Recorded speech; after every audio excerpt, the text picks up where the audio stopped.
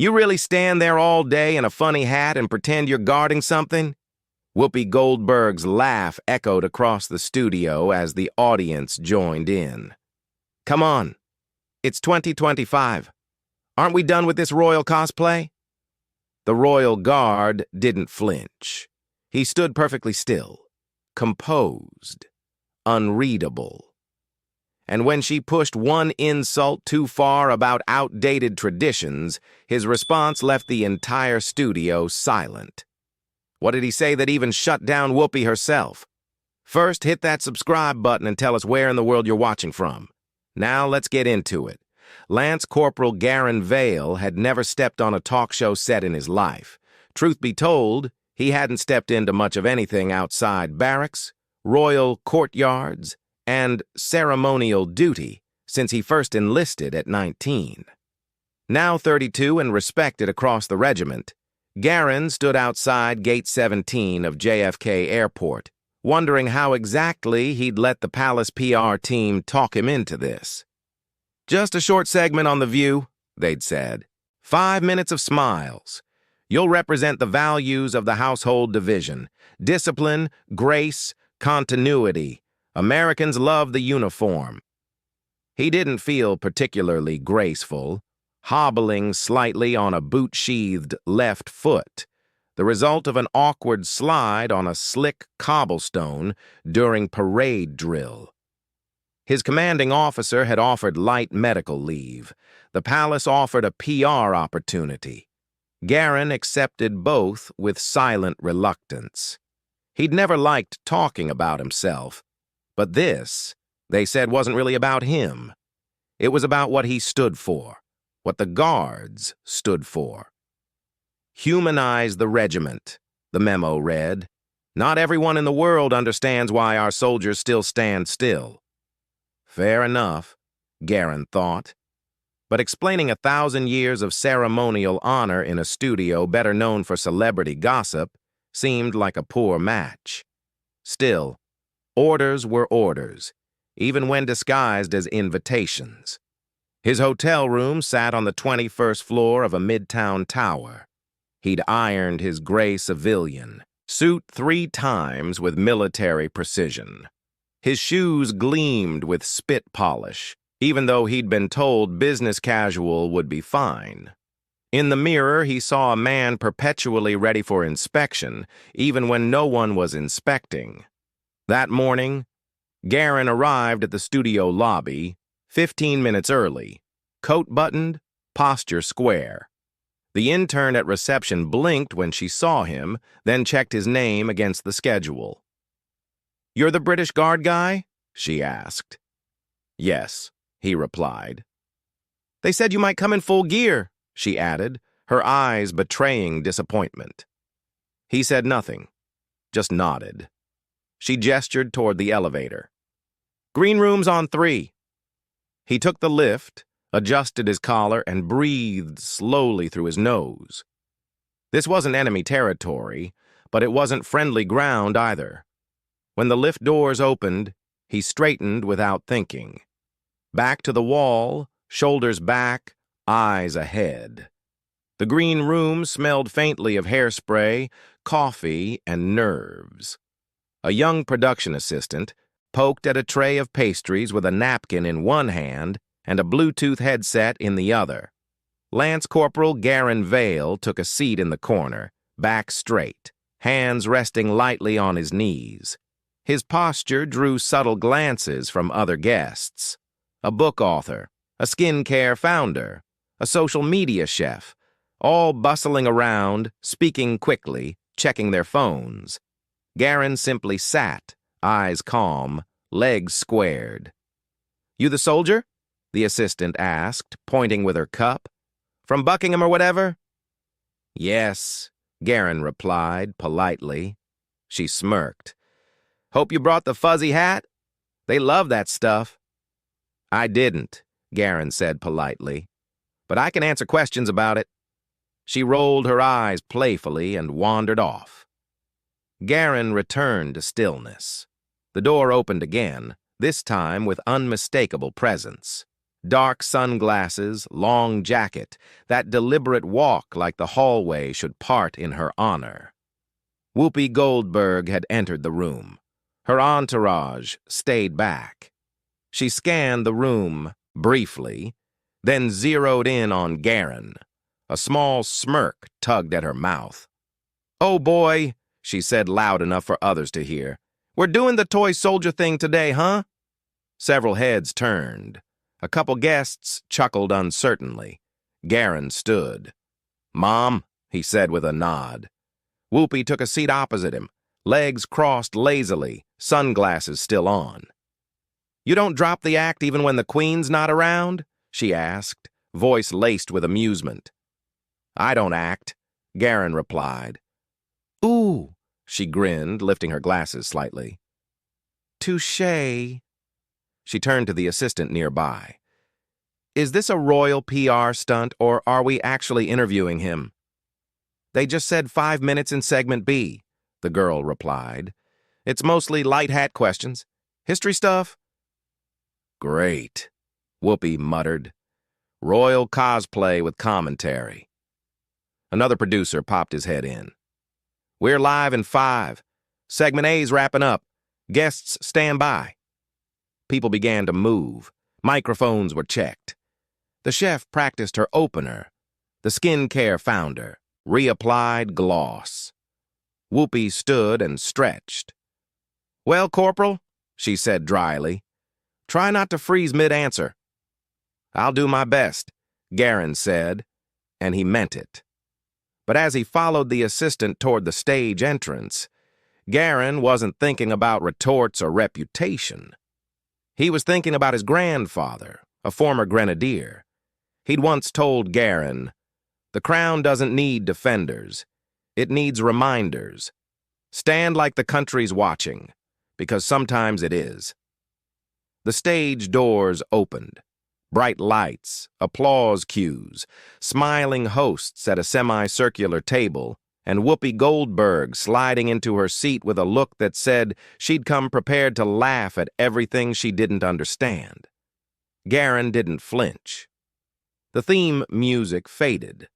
The studio lights softened. Laughter rolled across the audience as the hosts wrapped up a segment on pet astrology. Garren stood just off camera, watching impassively. "And now," said the lead host, grinning toward camera 3, "we're joined by a very special guest. You may have seen him standing stone-faced outside Buckingham Palace or guarding Windsor Castle in that iconic red coat and towering black hat. Please welcome Lance Corporal Garren Vale of the King's Guard." Applause erupted. Garren stepped forward, posture erect, shoulders squared. No wave, no nod, just a precise step to the guest seat and a polite incline of the head to the table. "Welcome," the host said cheerily. "Thank you for joining us."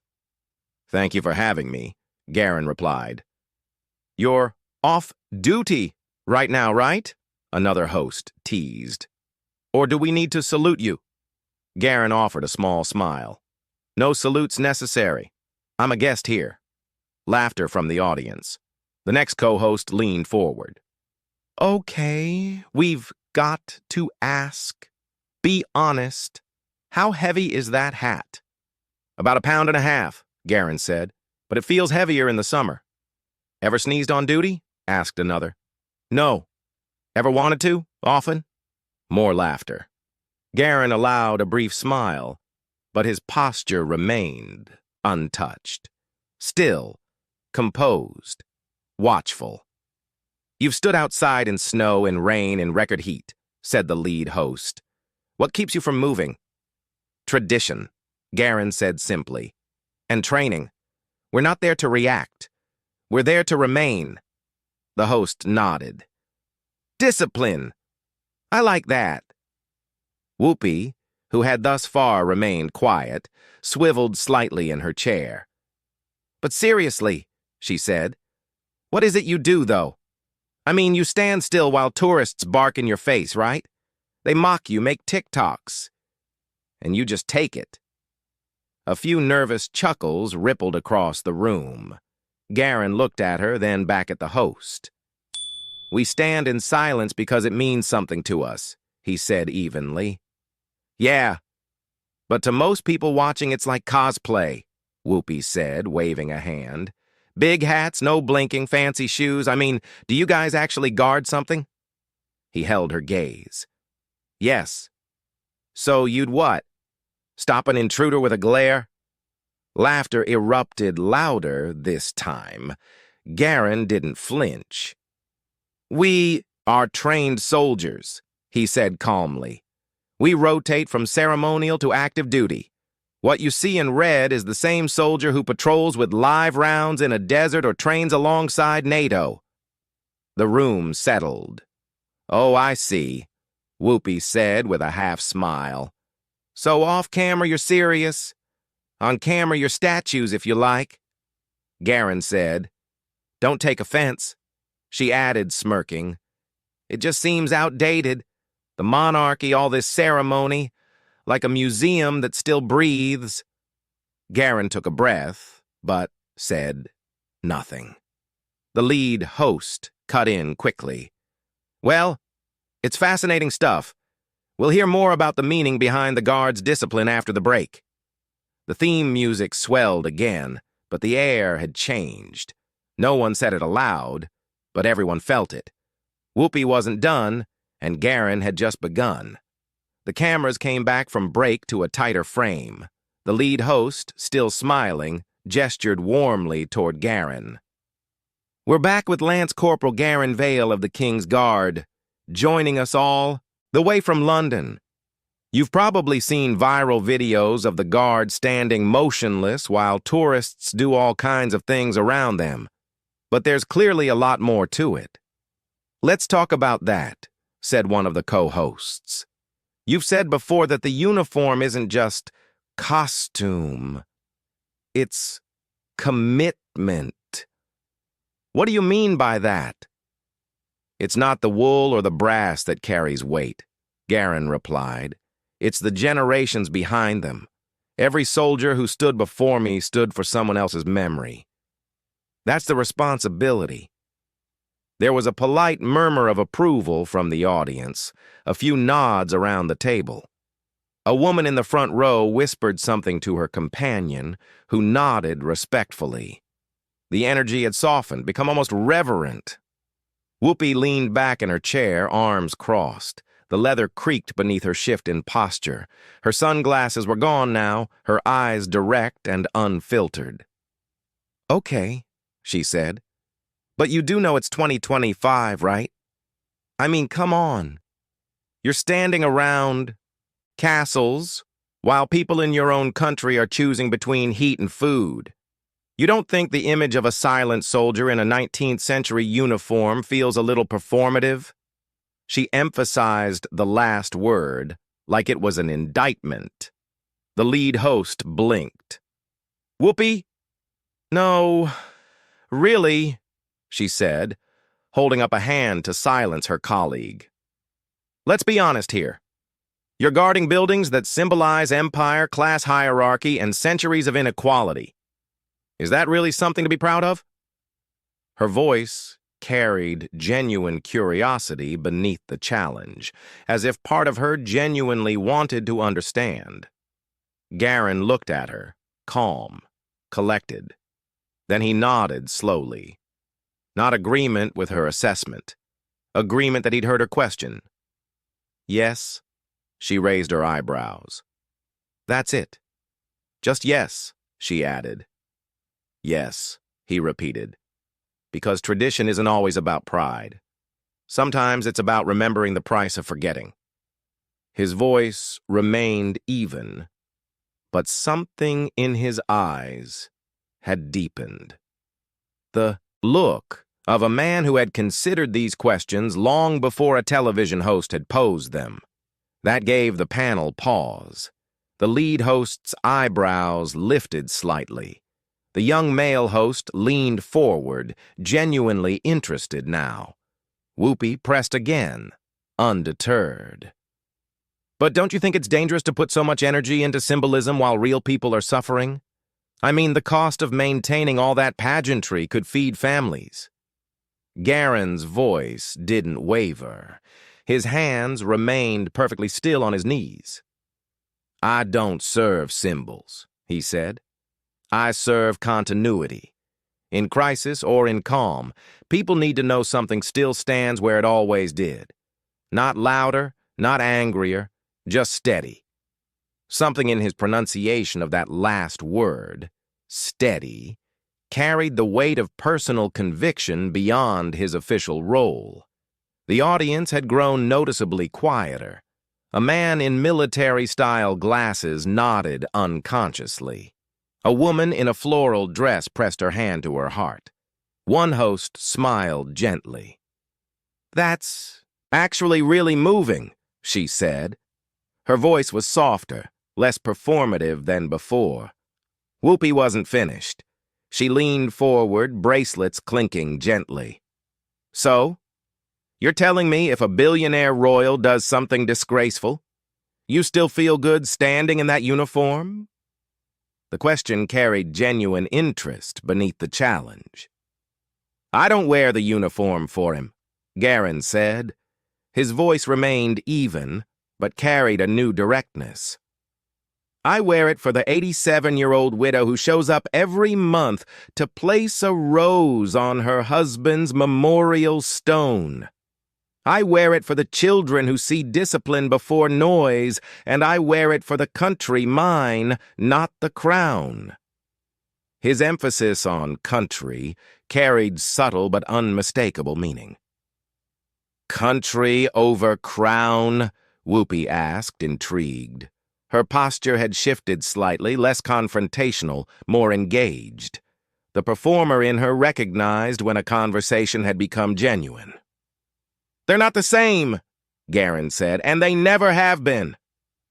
His words hung in the air. Not a challenge, but a perspective that even Whoopi seemed unprepared to dismiss. That answer landed, not just on Whoopi, but in the air. The studio seemed to breathe differently. The audience leaned forward collectively, sensing that they were witnessing something beyond the usual talk show banter. This was conversation with consequence, words with weight. The host across the table gestured gently. "Corporal Vale, I think we'd all like to hear more about what this means to you personally. Is there a moment that stands out in your service?" Garren paused, glanced toward the camera, then back to Whoopi. Their eyes met directly, not in challenge, but in a moment of unexpected mutual recognition. "May I answer that with a story?" he asked. The hosts nodded.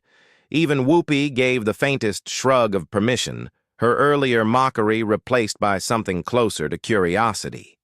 He cleared his throat lightly, and when he began to speak again, there was no stage, only truth. "It was raining," Garren began.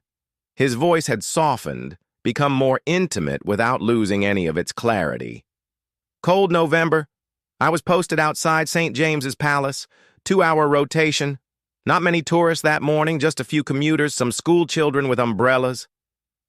His eyes took on a distant quality, seeing not the studio, but the memory.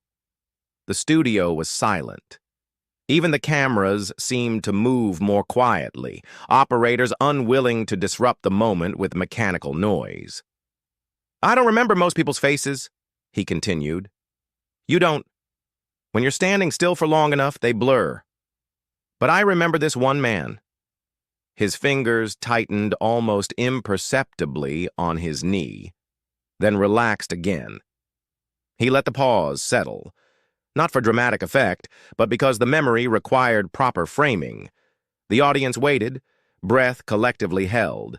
He wasn't filming, wasn't posing, no selfie stick, no phone, just watching. A worn coat, scuffed shoes, wet hair. Garren's description painted The man with precision, as if he'd cataloged every detail during those motionless hours. You see enough crowds, and you learn to spot the ones who aren't passing through. This man wasn't there to gawk. Garren's voice remained even, but something in his eyes had shifted, steadier, if anything, more present in past moments than current spotlights. He stood beside me, close but not in the way, didn't speak, didn't smirk, just stood, shoulders back, arms at his side. I couldn't move, couldn't ask questions, but I noticed. His recitation carried the quality of testimony, factual, unadorned, yet deeply personal. He looked across the table. After about 10 minutes, he gave me a nod and walked away. Whoopi didn't interrupt. No one did. Even the floor director had stopped checking his watch. The commercial break timing suddenly seemed irrelevant compared to the story unfolding. "I thought that was it," Garren said. "Just one of those spoken moments." Garren's eyes refocused on the present, scanning the faces at the table briefly. "People have them with us sometimes. Brief connections through the silence." He folded his hands lightly. "But I was reassigned to a different gate the following week, and I saw him again, this time from a distance. Same man, same coat, still watching. He stood quietly, nodded again, and walked on." Garren's voice carried no drama, no artificial weight, just the steady rhythm of truth. "What do you think he was doing?" one host asked softly. Her usual television brightness had dimmed to genuine wonder. "I don't know," Garren said, "but I know this. He didn't come to see a show. He came to remember something or someone. Maybe a brother, a regiment, a time when he stood for something." His gaze turned back to Whoopi, meeting her eyes directly. "That's what most people miss when they laugh at the guards. We're not there for entertainment. We're there because some things should remain steadfast even when everything else changes. We don't stand for kings," he said. "We stand for the invisible, the forgotten, the people who once stood tall but now have no voice. We remind them they're not lesser." Each word carried the weight of conviction earned through countless hours of silent service. You could hear a pin drop in the studio. The usual rustling of audience members shifting in seats had ceased. Even the constant tap of producers' fingernails on tablets had stopped. "I've stood for pensioners who can't walk but still salute as they pass. For children whose fathers never came home. For names carved in granite that don't get read anymore." His voice remained steady but carried an undercurrent of emotion, not performative, but authentic. He inhaled once, controlled, measured, the breath of a man who had learned that sometimes breathing itself was an act of discipline. Sometimes you don't need to speak to mean something. You just have to stay standing. A host next to Whoopi swallowed visibly. "That's actually beautiful," she said. Her voice had shed its television polish, become simply human. Someone in the audience sniffled. A tissue appeared from a purse. A cameraman quickly wiped his eye when he thought no one was looking. Even Whoopi's eyes had softened, just slightly. The performer's mask had slipped, revealing genuine connection with the unexpected depth of Garren's words. But she leaned in again, not confrontational now, but persistent, curious about the man behind the uniform. "And you really believe that's worth it? All of it? For silence?" Garren didn't flinch, didn't hesitate, didn't reach for practiced phrases or PR guidance. "Sometimes," he said, "silence is the loudest thing left." Whoopi sat back in her chair, arms folded loosely. The tension that had once brimmed with mockery now hung like fog, thick, uncertain, lingering. Her expression had transformed from amusement to something more complex. Recognition, perhaps, or respect. "That's poetic," she said finally, her voice quieter now. "But I still don't get it." Garren's gaze didn't shift. His breathing remained steady. 4 in, 4 hold, 4 out. The rhythm of a man who had learned that consistency itself was a kind of power. "You'd give your life," she continued, leaning forward again, "for a crown that doesn't even know your name?" It wasn't mockery anymore.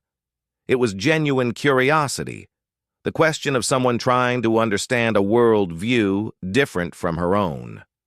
A murmur moved through the audience, half gasp, half anticipation.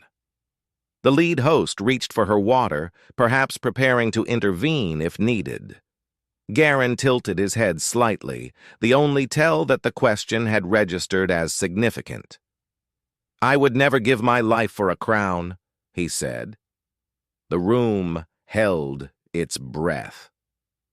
"But I'd stand in the cold for a country that forgot how to say thank you." Silence, then a single clap, hesitant from the back. Another joined, then another, and suddenly it wasn't silence anymore. The applause rolled forward like a wave. Not thunderous, not theatrical, but certain, respectful, earned. Not the coached response of a television audience following light cues, but the genuine reaction of people moved beyond script. Garren didn't blink, didn't shift, just let the moment pass over him, the way he'd let centuries of tradition settle across his shoulders each morning, the way he'd stood through rain and insults and pain and exhaustion, present without performing. Whoopi didn't say anything. Not right away. She reached for her mug, realized it was empty, set it down again. Her lips parted, then closed. She glanced toward one of the co-hosts, but they didn't move to rescue her. Her eyes went back to Garren. She opened her mouth again, then exhaled and looked down. It wasn't surrender, it wasn't even agreement. It was something rarer on television. Acknowledgement, recognition that sometimes words fail before presence. When the host tried to bring things back with a closing remark about timeless values in a changing world, the studio didn't quite follow. The energy had shifted, not in Garren's favor or Whoopi's disfavor, but in favor of something heavier than the usual segments, something about memory and silence, and why some people stand when everyone else sits. Garren gave a short nod when they thanked him. A co-host asked if he had any final thoughts. "Thank you for having me," he said. And that was it. Simple, direct, without flourish. The applause returned, gentle, genuine, without cue cards. The music swelled. The camera panned wide. The segment was over. But no one in that studio would forget the line that didn't just shut down Whoopi's challenge. It reminded everyone listening that dignity doesn't ask to be noticed. It simply stands. The applause faded as the cameras cut to commercial. The lights dimmed slightly and the hum of the studio softened from performance to reality. Crew members moved quietly through the set, disconnecting microphones, coiling cables, resetting chairs. A sense of unusual reverence lingered, something rarely felt in the usually frenetic environment of daytime television. Garren stood slowly, nodding once to the hosts. No handshakes were offered, nor expected. His movements remained precise, neither hurried nor deliberate, just efficient. The same economy of motion that defined his ceremonial duties, now governing his exit from the spotlight. The lead producer stepped forward, clipboard under her arm, eyes wide with a mixture of professional assessment and personal impact. "That was wow," she said. "Thank you, Lance Corporal." "Vale," he said simply. Garren Vale, she corrected. His preference for his name over his rank spoke volumes to those attentive enough to notice. Right, Mr. Vale. Really. Thank you. Her voice carried the sincerity of someone who had witnessed hundreds of segments come and go, but few that had landed with such unexpected depth. He inclined his head, not quite a bow, not merely a nod, the gesture of a man for whom physical movement was its own language. A junior producer hurried over with a rolled cable in one hand and a sheepish look in the other. He was the same one who'd made the bare knuckles joke in the green room. His face now carried the flush of someone caught in casual mockery of something they later discovered deserved respect. Listen, he mumbled, about what I said earlier. No apology needed, Garren replied. His tone suggested not magnanimity, but perspective. The understanding that casual disrespect was simply part of wearing the uniform on or off duty. The producer nodded, awkwardly grateful, and slipped away, cable still clutched too tightly in nervous hands. Behind him, Whoopi exited the stage quietly, sunglasses already on again. She didn't say a word. She didn't look back. But there was something in her posture, a slight adjustment, a fractional straightening that suggested Garren's words had registered beyond the moment. Celebrities rarely gave guards a second thought. But perhaps, for once the guard had made someone famous reconsider their own stance. Another co-host caught up to Garren near the corridor. You didn't flinch. Not once, she said. Her tone suggested both admiration and curiosity. That's what we're trained for. His answer was simple. Without boast. No. I mean, not just physically. You didn't lose your cool. Her eyes sought his, wondering about the man behind the discipline. I wasn't meant to, he replied. The host nodded slowly. She didn't expect you to speak that well, or hit that hard. I didn't hit anyone, he said. The faintest hint of a smile touched his lips. Not amusement, but acknowledgement of her meaning. Exactly. The host smiled. And you still won. Back in the hallway, Garren retrieved his overcoat from a hook near the service elevator. He slipped it on, fastened the collar, and adjusted his posture instinctively, like he was stepping back into the courtyard at Windsor, like the uniform was still there, invisible, but present, in how he carried himself. As he turned to leave, a janitor with a mop in hand stopped him. The man had skin weathered by years of outdoor work before taking this indoor position. His eyes carried both weariness and warmth. You're the guard? He asked. He spoke with a faint Caribbean accent, eyes warm. Yes. I saw that whole thing, the man said. You made that lady eat her own words. The janitor's smile revealed a missing tooth on the left side, but genuine admiration shone in his eyes. Garren gave a slight smile. That wasn't the goal. Well, you did it anyway, the janitor replied. Respect. The man extended a fist gently. Garren looked at it, then tapped his knuckles once in return. The small gesture, so casual, so human, seemed almost incongruous with his earlier formality. Yet it carried its own kind of dignity, the recognition between men who understood what it meant to stand at a post, whether guarding a palace or keeping a floor clean. The freight lift took him down to the side entrance of the building. The city outside buzzed as ever. Horns, crosswalks, flashing signs. New York's perpetual motion stood in stark contrast to the stillness Garren had cultivated as his profession. But directly across from the studio doors, a small group had gathered. Half a dozen British tourists, maybe more.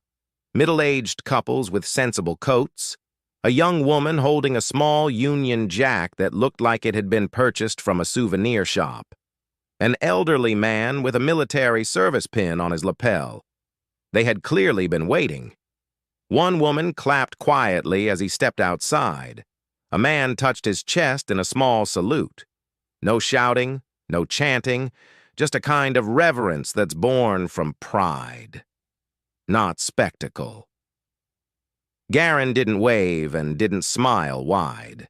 He simply straightened the hem of his coat, adjusted the lapels, and began to walk, measured, focused, like the cameras were still rolling, even though the world wasn't watching anymore. Because that was the point. The duty didn't stop just because the interview had. It never did. And Garren Vale, Royal Guard, soldier, servant of tradition, was never really off duty. Not in posture, not in purpose, not in principle. Should Royal Guards ever have to explain themselves to outsiders? Did Garren handle that interview the right way, or should he have walked off? What would you have said if you were in that studio? Drop your answers in the comments. We read every one of them. If this story moved you, like the video and subscribe for more powerful Royal Guard moments. Don't forget to hit the bell icon so you never miss our daily uploads. And share this video with someone who still believes tradition deserves respect. Our other stories should be on your screen now. Go check them out, and we'll see you tomorrow at the same time with another brand new story.